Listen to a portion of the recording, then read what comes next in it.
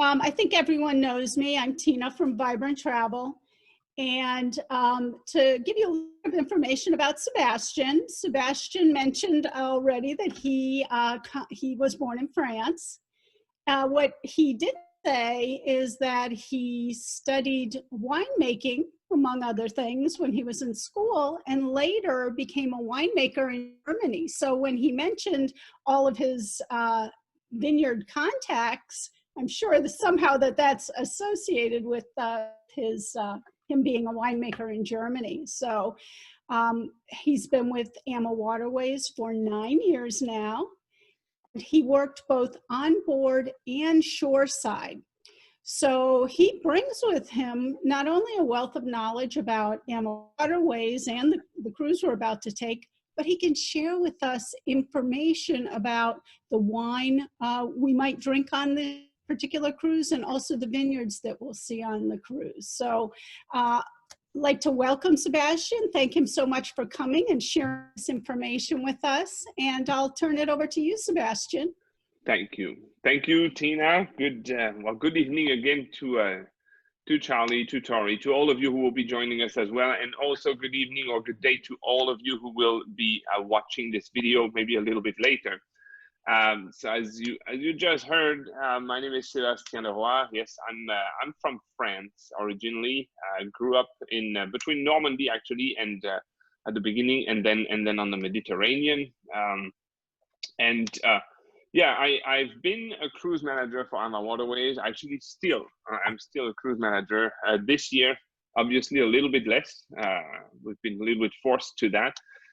But it's my pleasure to take you this evening in a region that is absolutely amazing. And as you can see on the screen, it's mentioned new itinerary for 2021 and 2022. And what I've done tonight is we've been present on the Rhone for almost 7 years now, 8 years actually, with our Amadagio and now the Amacello. And what is happening is that there is another great river that is the Saône River, and the Saône is actually situated north from the Rhone, and that's where I would like to take you tonight. And if we look at the map, and if you look at my screen, my cursor, you see that here, and this very point that I'm showing is actually the connection point of the Saône, actually going north, and the Rhone River, which is going towards Switzerland and Geneva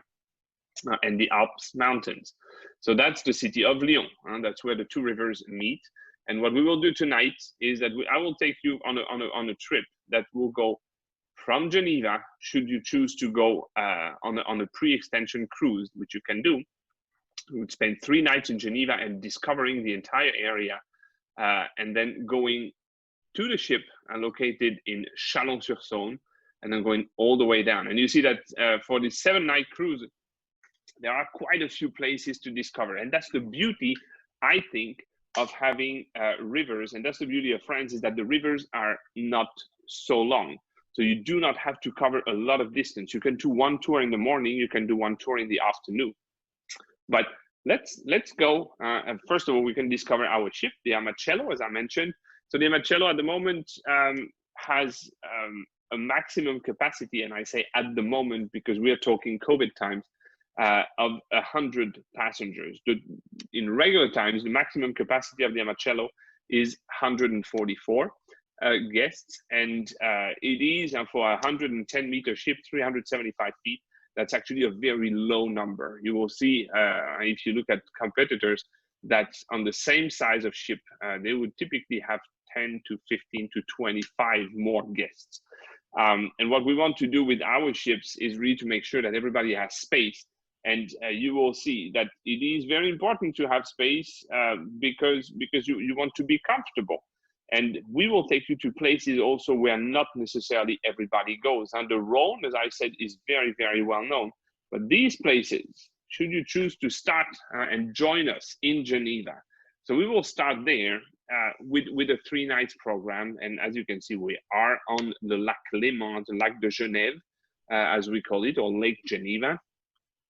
For those of you who are familiar with Switzerland, Geneva is actually the most important city in the French-speaking part of the country.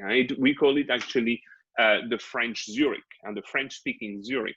And very, very funny is that if I would put a picture of Zurich now right next to the picture of Geneva here, you would see very few differences. I mean, in Zurich, you would see another large church here, but the construction of the cities is very, very similar. And so what will happen if you decide to come with us and do this pre-extension, which is absolutely amazing, you will be welcomed by our team at Geneva Airport or wherever, I mean, depending on where you choose to arrive. If you choose the air with us, we would also do a transfer for you. And we will welcome you at the hotel, which is the JW Marriott that we have in Geneva. And there you would meet your fellow passengers. Your cruise manager will be there. Cruise manager is always there from the first day when you arrive on the pre-extension until the last day when you leave on the post-cruise extension. We would arrive, we would have, you would take possession of your stateroom, we would have a very nice cocktail evening, and then you would have the first dinner on your own. The next day, we would visit Geneva. We would visit the city by walk, by bus, and also on a boat, because these are the three ways to really visit the city in the morning. First tour lasts about 4 hours, 4.5 hours, and we want to let you some free time in the afternoon because you want to discover this beautiful city. And of course, it is part of the French speaking part of Switzerland. But don't worry. I mean, I mean, everybody speaks English there. There's absolutely no problem. English is, I would not even consider it the second language. It is, you know, ex aequo #1 language with French. And the first day is usually a beautiful one because you discover the city, you get comfortable with it in the morning and enjoy your time in the afternoon.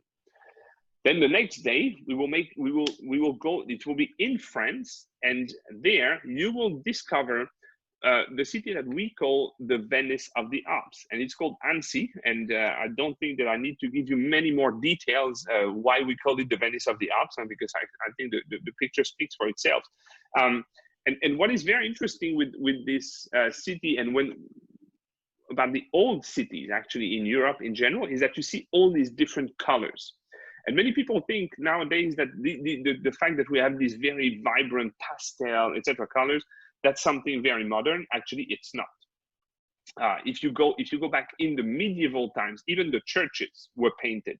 And this naked stone that we have on our churches nowadays, that's something very modern. The churches were full of colors in the old days, and all the housing and all the cities were really always full of colors. And there was even, and you will learn about that, that there was even a colored code to know for people, because people, 95% of the population or 99% of the population could not read. And these colors allowed people basically to know where to go, what to do, and so what kind of shops they would find in these areas. And you will discover Annecy. It's absolutely amazing actually to see a floating city like this in the middle of the mountains. But there is also another spot that we will take you to, which is a castle that is on the lake, and it's called Chillon. And if you have never seen a medieval castle, where you're in for a treat here, because Chillon has been built over a few centuries. The original place, which is really this part that you see here in the front. So the very square part dates back to the 12th century, end of the 12th century. And you see, why do I mention this front part here? Because you have the angles. You see, it's very square. When you go back, so if you look actually a little more to the right of the picture, you see that you have these rounded towers, and that's already a sign of evolution in terms of defense for the castle. Because with the time, in order to defend the castle, people learned that you had the so-called dead angles, and all castles that had angles like this, okay. Of course, if you came from here, you could be shot. If you came from here, you could be shot. If you came from here, it was already much more difficult because it was a dead angle. Whereas when you had the round towers, you could defend your castle from everywhere. And this castle actually has even been used For those of you who would be familiar with the Disney movie Tangled, for example, this castle was source of inspiration to Tangled, and you will learn about all that when you will go to Chillon. So then we will come back to our hotel. We will still be in Geneva for the third night, and the next day we will transfer. So after 3 nights in Geneva, we will transfer to Chalon-sur-Saône. But we would not go directly to Chalon. We will take you to a beautiful, amazing place. It's called Dijon. And for those of you who have ever eaten mustard, who like mustard, but Dijon is the place to go in France. So the Dijon mustard is really the most famous for us. And it's not, I mean, not just for us French people. I mean, the Dijon mustard, I mean, even here, we hear about it. But what I like about the city is that it's a very, I mean, it's a super old city. I mean, that's a real medieval city, but the construction, the stone will change completely. And I think on this wine cruise, you will learn a lot about, I mean, of course, you will learn a lot about the different wines that we have in these areas that are Burgundy, the Beaujolais, the Côte Rôtie, and all the way down to Châteauneuf-du-Pape and the Provence wines. But you will also learn about the architecture, how these people have been here for hundreds and hundreds, actually thousands of years, and used the resources that they've had. And you see, if you look here on the left of the picture, you see, okay, it's been raining on this picture, so you see that everything here is wet. That's much more dry. But the stone here is called the golden stone, and the golden stone is really the signature stone in Burgundy.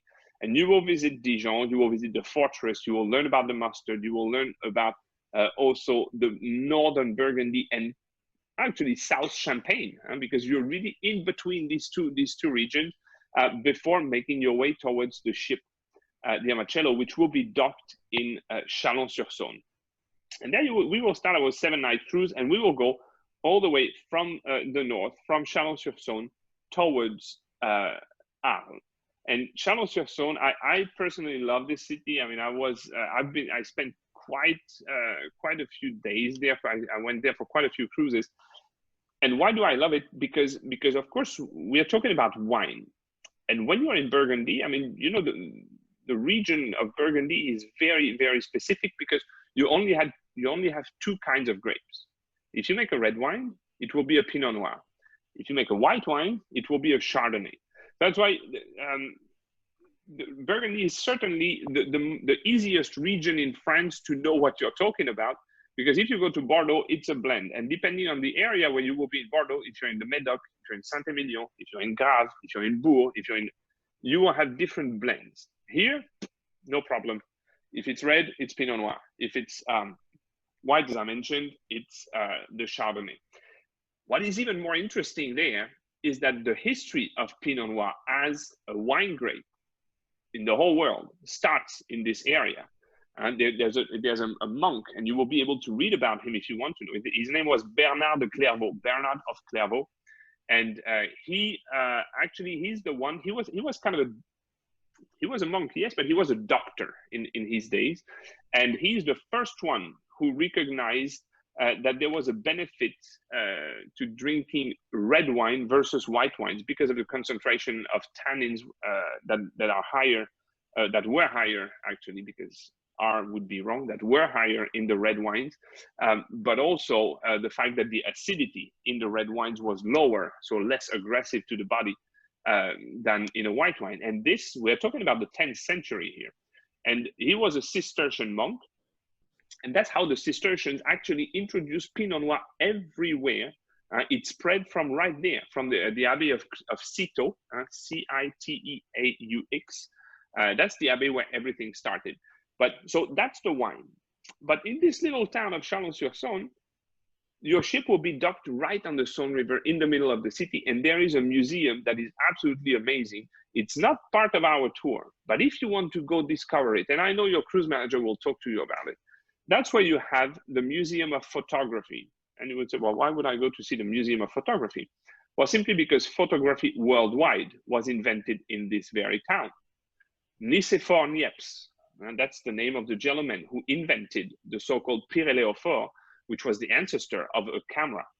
And literally his house where he did the very first picture, where I mean, it was more of a recording than what we could ever imagine nowadays, because it was a portrait of his wife that he did.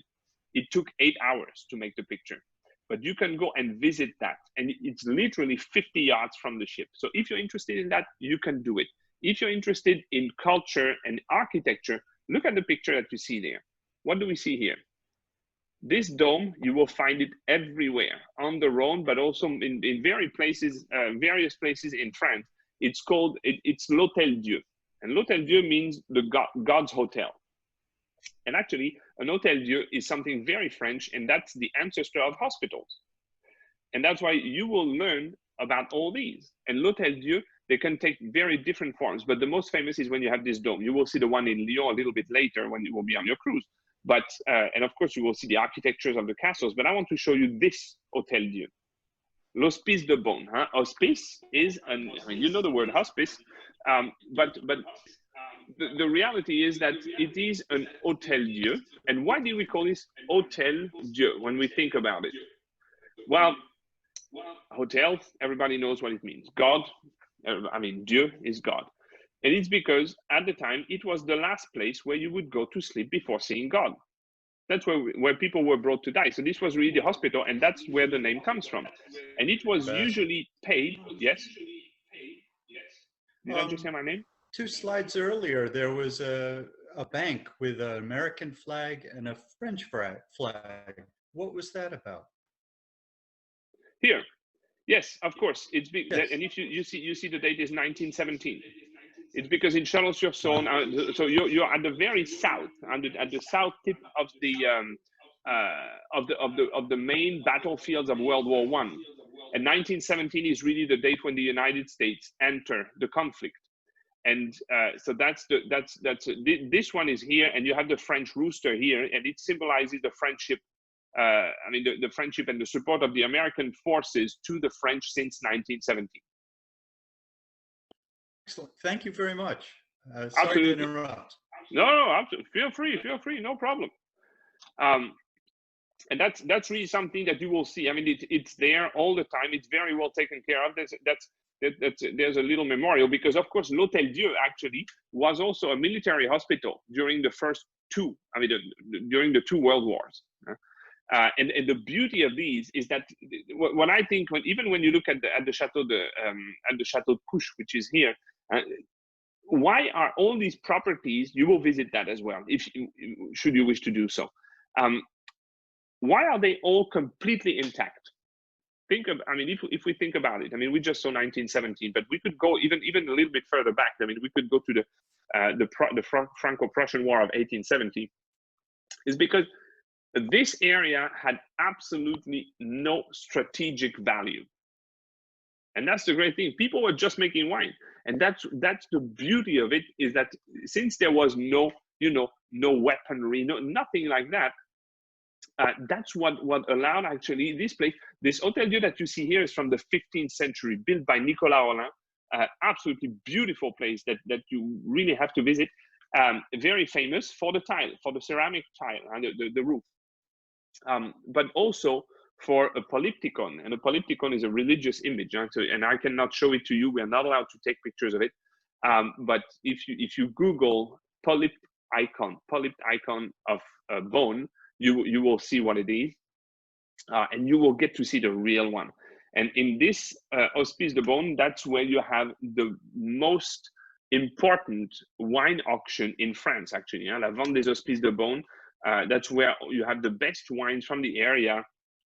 Like, for example, you might have heard of wines like the Romane Conti wine, which is the Romane Conti, as far as I know, is the most expensive wine in the world. It's a very, very small, and that's like in all the wineries in this area. They're very small parcels. I mean, I think the Romane Conti, if I'm not mistaken, is about 5 acres. A bottle of it, start price, and they're reserved years ahead, but the start price would be around $8,000. And that would be just the basic one. And after that, when it gets older, the prices become absolutely, become ridiculous. I think personally, having been in the wine business, I don't know that any wine is worth $7,000 or $8,000, even for the rarity, because when the wine gets older, of course, you have a you lose in quality. I mean, there's a moment the wine it will reach its peak and then it will go down again. But we're not here necessarily to debate the value of the wines. I mean, the reality is that it's a beautiful place. The wines are absolutely amazing. I mean, for those of you who like Pinot Noir, you're in for a treat when you're in this area of the world, because you will also see Pommard, for those of you who might have heard of it. And the great thing with our wine cruise is that you will have a wine host who will be there. And the wine hosts usually are American, North American wine hosts, so either US American or Canadian. And they're winemakers themselves. And many people ask me, well, why would you have a wine host that is coming from America when we're going through these European vineyards? And the reason is very simple, is that we want to have a person who will be able to explain to you in your language, in your wine language, what the wines in Europe are. And I use the term wine language because, you know, when you go buy a bottle of wine at, I don't know, Total Wine or at your favorite wine store, you know what you want. I mean, you will go and you will say, I want a cab from Napa, or God knows, Willamette Valley, or something, and you know what you have in mind. It is impossible to choose a bottle of wine in Europe in general with these criteria. You cannot say, I want a bottle of wine from Meursault, or let's say I want a bottle of wine from Burgundy. You have so many different layers of ground. You have different slopes, different inclination, different ways of facing the sun in the morning and in the afternoon. Are you at the top of the slope, at the bottom, in the middle? Is the inclination the same? How much sand is in the, I mean, there are so many things that have to be taken into consideration that people in France detail all that. And that's the beauty of having a wine host. They will be able to explain all that to you. And you will also have, even on the ship, when the ship is cruising, there will be wine lectures and wine tastings, 3 of them at least during the week. And you have also wine excursions. So we will have our regular tours, like, for example, the visit of the Abbey of Tournus, which is, in my opinion, and you see again this golden stone. That's, as I said, it's really the most famous stone in the area. And when the sun hits it, but that's what you see. It looks like gold. But Tournus, if you look at it, it's a very, very interesting abbey, because if you look at the top of it, you see that it's a Romanesque. So Romanesque, how do we recognize it? Again, because we have here the very rounded top of the building, but I mean the top of the windows, or in this case, bell tower. But what is very interesting is that this here at the bottom is not rounded at all. Okay, that's Gothic. So the reality is that the Abbey of Tournus is a late Romanesque, and Romanesque, when you think about it, had almost no windows. It was very dark. The idea was to be very Puritan, but this is the most, I mean, the church that is the most full of light that you will ever see. And the visit of it and the explanation of the construction is absolutely amazing. And of course, you will discover the countryside, and we will go through a few more places. We will stop in Mâcon and the Mâconnais. These are also other wines. I mean, Mâconnais is really the limit. So South Burgundy, North Beaujolais. And even if technically Beaujolais is located in Burgundy, never say to a winemaker from the Beaujolais that he's in Burgundy. And same thing, never say to a Burgundy a winemaker who considers himself a Burgundy winemaker that the Beaujolais is part of his land. I mean, they would hate you for life, that's for sure. Because the Beaujolais, while being geographically included in Burgundy, has a completely different kind of grape. And it's called the Gamay, G-A-M-A-Y, Gamay N. N is for noir, so the black Gamay. And that's where you get these Beaujolais wines, and you will get to discover them, Moulin à Vent, and all these beautiful little wines that you have there. And then we will continue our way and visit, of course, other places. Berzelle-Châtel, very famous for the 13 towers that it has, a 13th century castle with 13 towers. You will visit the monastery of Brou, if you would like, 16th century monastery. It's not so much about the religious aspect here. Is really the architectural aspect and also the historical one. So Brou Royal means the royal monastery of Brou, because that's where the king and where also the dukes of Burgundy would come in retreat, and you will learn about all this. And here you see that the stone has changed completely. And we're not with golden stone anymore. We're using limestone here, and you will see that the evolution. And the more south you go, so basically, and when you're here on the Saône, and you're going to Villefranche, and Villefranche is the last stop where we would go, because of course I'm talking about all these areas that you will see. But if you want to cruise, just enjoy the cruise during the day. I mean, you can do that as well. And the city that you see in the far back there is Lyon, and we will visit, as I said, the Beaujolais, but then you will arrive in Lyon. And Lyon, so here, this very place, that's the Saône River.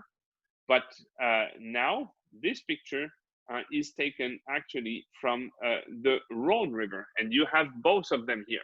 On this picture, the Saône is here, and back there, you have the Rhône, and the Rhône coming directly from the Alps, and that's where the two cities, the two rivers meet.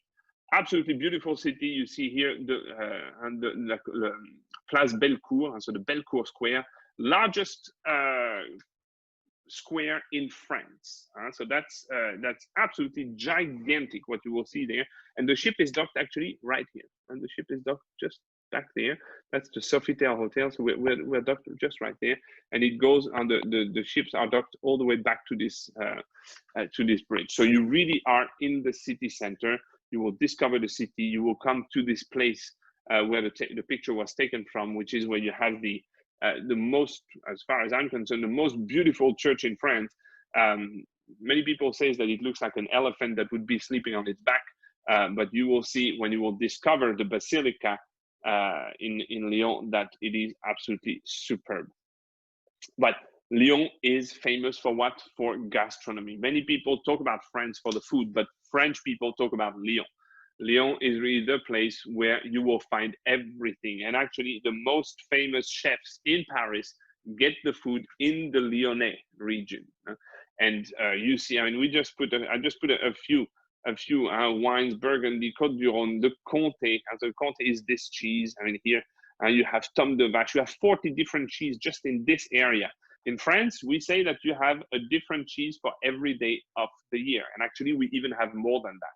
So then you have the praliné pie. So praliné is kind of a nutty, you know, it's hazelnut with chocolate, and we make pies out of this. The Lyonnais sausage, beautiful. I mean, that's something that is cooked on a wood fire, and it's breaded around.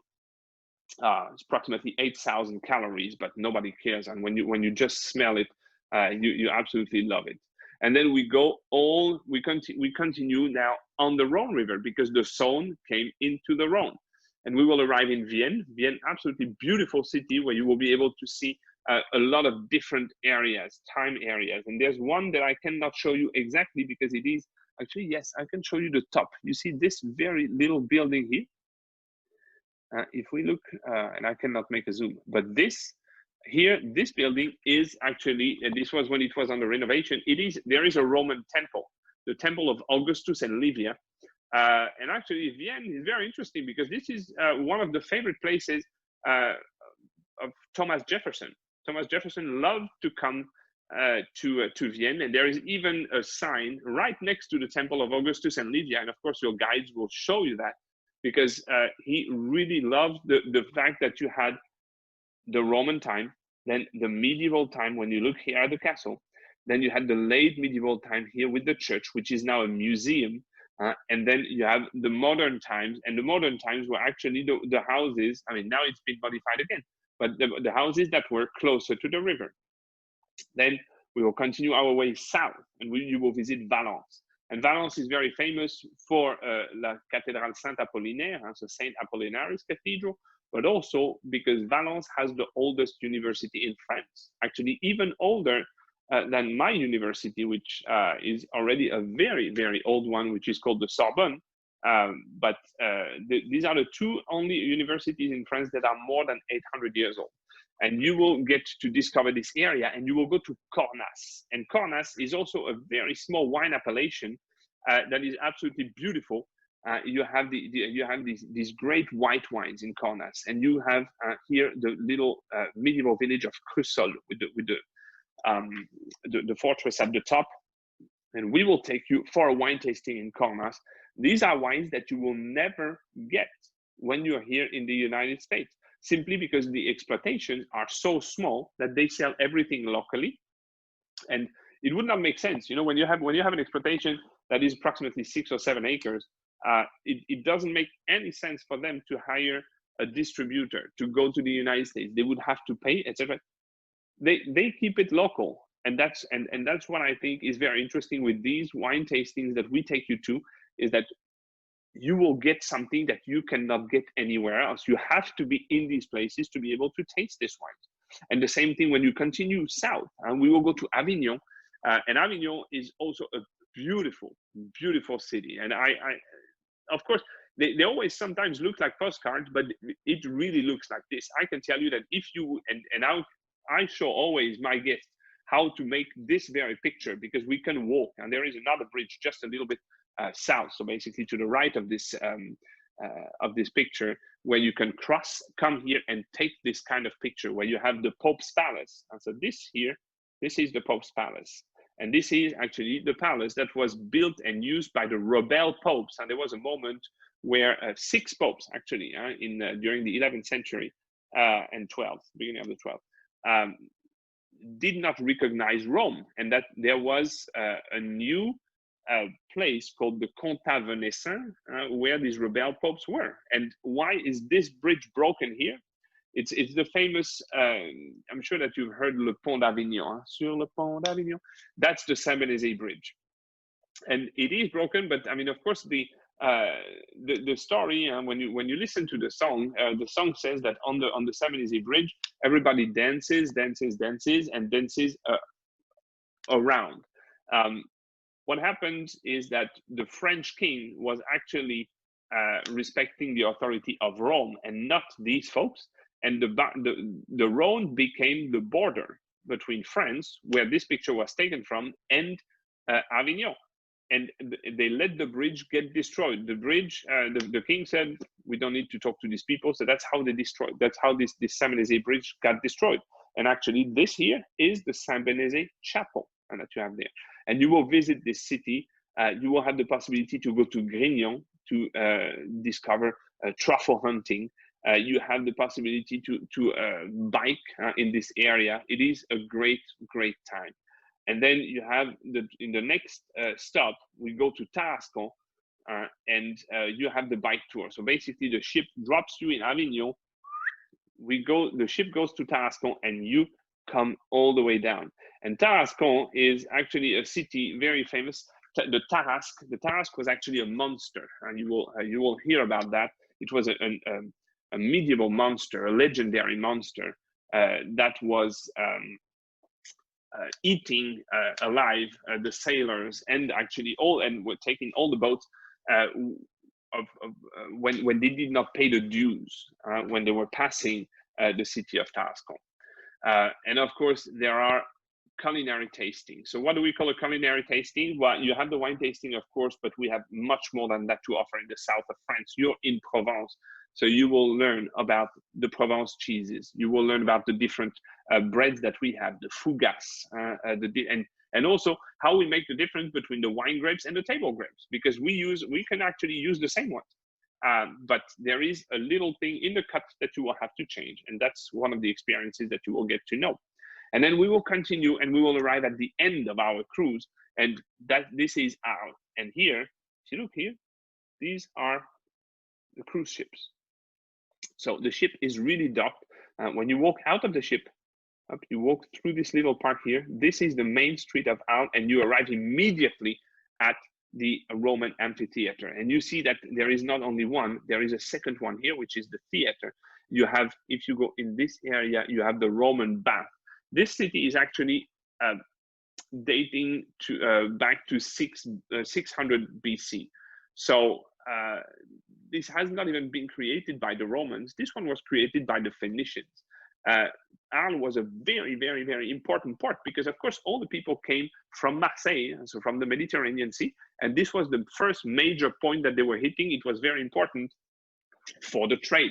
And what was important was this, the bend right here, and the bend that you see here, because you see an old bridge here, but all through history, there have been bridges and huge chains. You could not go north if you had not paid the dues. And that's how the Phoenicians had understood how to make trade between south of Europe and the north. And they would use the Rhone as the first tradeway.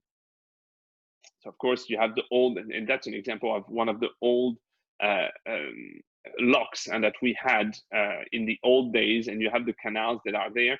It is a really beautiful city. Again, the amphitheater, and you spend the entire day there. Colors, and also it's also very famous. You will discover one thing that I did not talk about is art. I did not talk about art enough because Vincent van Gogh stayed in this area in Saint-Rémy-de-Provence, very close to them. He went to the asylum, but Arles is the little city where he painted the Starry Night, for example. And it is a beautiful, beautiful place to discover. And as I said, you can discover it with your guides. You will be in small groups, maximum 15 people. Or you can discover it on your own, and that's also absolutely beautiful to do. For those of you who would like to continue because they did not have enough, they love the AmaWaterways experience, but we will take you to Barcelona, and we will transfer there. So we will drive by bus to Nîmes, which is approximately 45 minutes away from Arles, and then in Nîmes, so not only will we have lunch there, you will visit the Roman sites, but after that, we will take the bullet train, the TGV, and we will go to Barcelona. It will take us approximately 2.5 hours. The top speed of the train in this area is approximately 190 miles an hour. You don't feel anything, it's beautiful. And we arrive at the Meridian Hotel, which is like very close to the Rambla, a beautiful hotel. And we will have a visit of the city, of course. We will have the possibility, and we will show you all these things, the best tapas bar. We will have the possibility to visit so the best of Barcelona. We'll show you the church, the Sagrada Familia, from the outside. But if you want to go inside, we will help you getting inside. It is absolutely worth it. I went. There's a little elevator that takes you up there. It is absolutely great to see. You have a view on the city that you cannot have anywhere else. You have the visit to Montserrat, and Montserrat is something that you absolutely want to see. We leave a little early in the morning, but you take you go. It's in the middle of the mountains. It's outside, about 1 hour outside Barcelona, and the train station it's right there in the very bottom, and you take a cable train taking you all the way up. It stops here at the Montserrat station, and then you will visit the entire monastery. Can you imagine? This has been built 700 years ago, and there was no train, there was no nothing. It has been stone by stone built up here, and then there is even a second funicular taking you all the way up to the mountain, something that you absolutely want to do. A beautiful, beautiful way to end up a tour. And again, another view on this city. I mean, absolutely magnificent. And walking on the promenade, where you had the Olympic, Port Olympic, the Olympic harbor, because you know that there were on the 1992 Summer Olympic Games in Barcelona. It is a great way to finish this cruise. So now, who wants to go? Good, one. Sebastian, one thing that I think you forgot to mention is that all of those excursions are included as part of the cruise. So absolutely. Not the coast, but the actual excursions while you're on the cruise. So for me, I find that amazing. Yeah, I did not say that. Okay. All tours. You don't have. Yeah, that's the thing. It's not just one per day. If you have one, as I said, sometimes you have a tour in the morning, and that's the beauty of this tour, is that you have short distances to cover. So you can do tours in the morning and in the afternoon, and even sometimes in the evening. And yes, absolutely, they are included, all of them. Yeah. So that's wonderful. And is there on this cruise, is there also a wine pairing on board with a chef's table? Absolutely. When we do the wine itineraries, when you have the wine host, there will always be a wine paired dinner for everyone. And then if you talk about the chef's table restaurant, which is the second dining room, so the chef's table is always a wine paired dinner, but it's a different thing because it is paired with the wines that we have on the ship.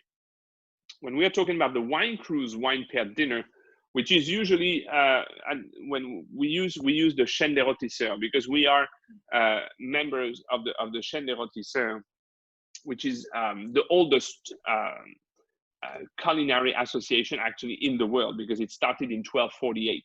So Louis IX started that, and we work really together with the wine host and the chef to create the best meal possible for that evening, and it's really a wine paired dinner. And all these, again, I mean, may it be the chef's table restaurant, may it be the wine paired dinner, I mean, everything is included. There is absolutely no extra charge. Same thing when we talk about drinking wine at lunch and dinner, that's included. When we have, if you want champagne for breakfast, it is included. There is the sip and sail. So there's this cocktail hour every day, 1 hour before dinner, that where all basically drinks are included. The only moment where drinks are not included pretty much are that would be during the day, but during the day you are not on the ship. I mean, you are on excursion, and then it would be after dinner, where then you would have to go to the bar, and the prices are really human. I mean, we're not here. That's not the place where the company makes. That's really not the spot where the company makes money. The idea, and frankly, what I always say to my people when they are there, and they're like, should we have a little more wine upstairs? And I'm like, just ask your server just before leaving the restaurant. Just ask them if they can bring you a little more wine, and they will anyway. You don't even have to ask them. And this way up, you just take your wine upstairs and you enjoy your evening. And you also, if you buy wine when you're off the ship, if you do a tasting and decide you'd like to bring a bottle back on board, you don't have a corking fee, right? No, right. And when you think about it, it absolutely makes sense. Since the wines are included, why would we make you pay? I mean, because the wine is included anyway on board the ship. So it would not make any sense to make people pay if they want to buy wine and bring it on board. I mean, absolutely. And that's the beauty of these wine cruises. When you have the wine host on board, I've seen many times people going on different excursions, because all the groups do not necessarily go to the same place, and you would have many people buying, oh yeah, I bought a bottle of this into it, and then you go to the sun deck at like 9 p.m. because also depending, when you are there, if you do a wine cruise, let's say if you go at the beginning of the calendar year, so what I would call the beginning of the calendar year in this case is around end of April. Well, you already have very long daylight because you're way more north than where we are in Florida. So you will easily have an hour and a half, up to 2 hours, even more daylight than what we have at that time of the year. And you have all these folks just tasting, trying the wine. That's it. I mean, it's beautiful. Nobody understands. After 3 or 4 glasses of wine, nobody understands what the others are saying, but nobody cares because everybody's laughing and they're enjoying the wine. That's what I think, the kind of camaraderie that you want to have on these cruises. And I've done myself. I've been the cruise director for probably 25 or 30 of them, and it's always a great pleasure because you see that people you learn. You do learn, that's true, but it's fun. I mean, it's not. When we do wine tastings, when I do a wine tasting, for example, when I host or when I do a wine lecture, I even hate the term lecture, but that's what I call dry lectures, because my people don't drink at all. Whereas when the wine host is there, oh yeah, I mean, on a 1 hour, you will be able to drink 3 or 4 wines. So you're hands-on, to say so. So maybe you attend the lectures. Oh my goodness! I mean, they're the most attended. I mean, there's no tour on shore that has as much success as the onboard wine tastings. That's for sure. Yeah. And the thing is also, one last thing, of course, we talk about wine in this case, but if you have, we all know that in couples or sometimes when friends travel together, etc., one may not drink wine. And that's really not an issue because, as I said, all this wine component comes as an additional layer so all the regular tours are there. So if you don't drink wine, no worries, you will still have a ton of fun on this tour. I can assure you that. Great. And the nice part is it's not extra to go on a wine cruise. No. So it's a no-brainer if you like wine. And exactly. Yeah, great. And do we have any questions, folks? I was just going to say, Sebastian, this looks fun, and you're a good guide, and you make it sound like a whole fun to go along on it. I don't drink a whole lot of wine. I'll have a little bit of wine, I'll taste it, but the idea of little tastes of all these along the way, that sounds just right. And that's the whole idea. That's exactly what you're saying. Too.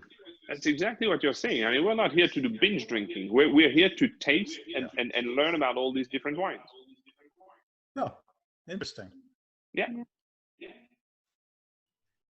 No, it's really fun. There are a lot of them, and it's a very interesting concept. We started the wine cruises in 2014. And at the time, so we had, at the time we had about 15 cruise ships. So we were present pretty much on all the rivers where we are nowadays. But we had only 5 wine cruises for the entire year. This year, of course, was disrupted by COVID, but but next year we will have the same number, and we have 70 wine cruise departures because it has become so popular.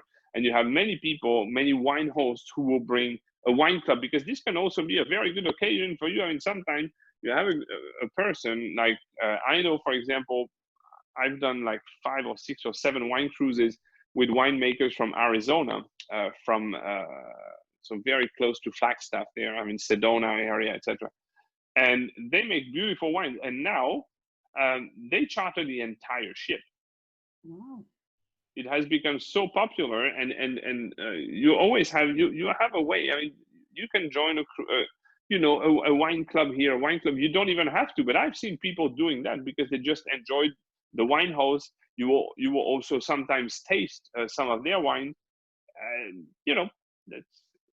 it's really a great way to make new connections as well.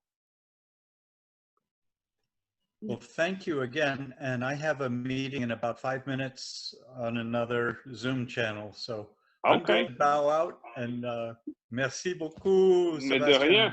De rien, Charlie. Thank you, Tina. Thanks, Charlie. I hope to see you on the next virtual travel. Yep, sure. Next month. Yep, next month is Christmas markets. Thanks again. That's correct. Have a nice evening, Charlie. Okay. A bientôt. Hey, A bientôt. thank you guys. This has been very informative. I appreciate it. So, Absolutely. Tori, I'm glad you could come. yeah. So, and Tina, I will reach out to you when I can get my brother-in-law and his wife on a call or something, and we can set it up so we can talk to you about one. What's that? Send this to us. Yeah, she's going to send the video. Okay. And then maybe about some other options that are out there, because we definitely want to do something, and we want to figure out when and where and what the actual destination will be. So, Okay. Sounds great. okay, good. Thanks again. This was very enjoyable. I appreciate it. Wonderful. Talk with you soon, Tori. Okay, thanks. Bye-bye. Thank you, Thank Sebastian, and thank you, Tina, for inviting me. This was very interesting. While I don't Thanks, drink Jeffrey. a lot of wine, I love the architecture. I actually knew a lot of the places you were talking about, Sebastian. So Okay. I'm a bit of a nerd. I used to work in Europe, and so I would travel around quite a lot. So Okay. I liked a lot of the places this cruise go to. Great. Thanks for coming, Jeffrey. Oh, no, I loved it. Great. Well, have have a great evening, and I hope we can talk architecture on the next one, where we will be talking about the Christmas markets. There are a lot of places to discover there that are absolutely beautiful as well. Yeah. Oh, I used to go to every market I could go to during the holidays. I loved it when I lived in Europe. Yeah, I'm sure. I still do it. Well, it's very different than here in the States, and that's what I loved about it. Mostly the Yep. food. Yes. Yep. I agree. All right, thank you. I'm popping off. Okay. Well, Bye-bye. Thank you. And again, for those of you who did not join us tonight, but who will see this video, of course, if you have any questions, feel free to contact Tina. She has the answers, and if there is anything very specific, I mean, she knows how to get hold of me. Tina, thank you for being here tonight, organizing that, and I look forward to the next one. Great. Sebastian, thank you so much. These are always amazing presentations. Thank you so much.